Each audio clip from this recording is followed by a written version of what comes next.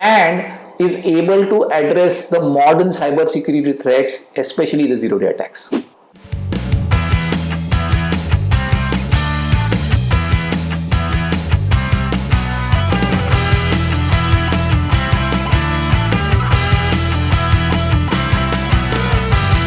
Most enterprises today run networks built by combining products from 4 to 6 different vendors.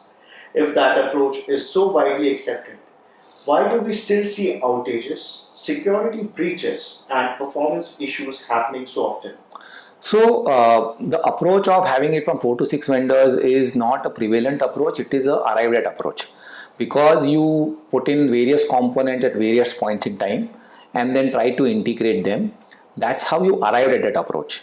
But given that today networks have evolved to a level where you're moving away from private to public, you are faced with much higher level of cybersecurity threats, and most importantly there is a lot of pressure on optimizing costs. It is always there, but now it's much more, because the equipments cost more, the networks cost more, the software cost more, and the cost of an outage is astronomically high.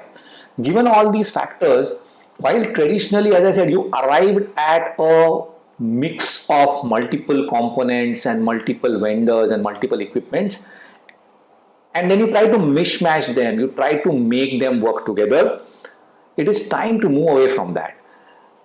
You asked me, why are there security breaches despite having multiple vendors in the mix? In fact, that's a misnomer. You have security breaches because you have multiple vendors in the mix. When you have multiple vendors, the information is secure within that vendor, but when the information moves between these components is where breach happens.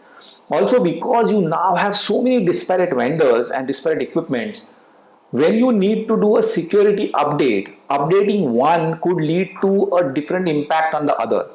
Keeping track of all the updates itself is a task. Updating those updates on a constant basis without leading to downtime of the business is a task. And then when all of that is updated, ensuring that you are still maintaining the security posture of your entire organization and setup is another task.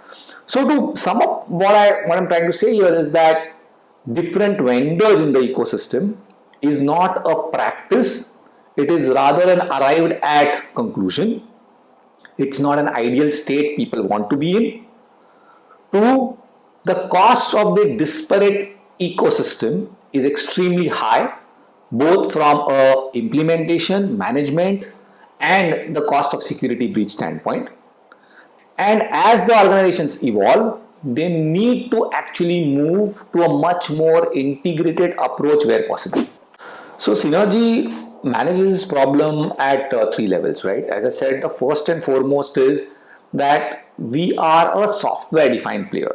So when we come to you, in all probabilities, the components or the functionalities that we are giving you around, say, network security or around firewalls or around managed Wi-Fi, these components already exist in a customer's environment in some shape and form. Are they optimized? Are they to the best level? May not be. So when we step in, we build a software layer to enable all these components to work together. Either over your existing hardware, because we work off generic hardware sets and white boxes. Well, of course, you can buy those off me. My secret sauce is in my software and firmware and not necessarily in the hardware. Traditionally, people have also landed up with multiple components because all vendors say my software, my box, right? But we are agnostic to it. We say my software, any box.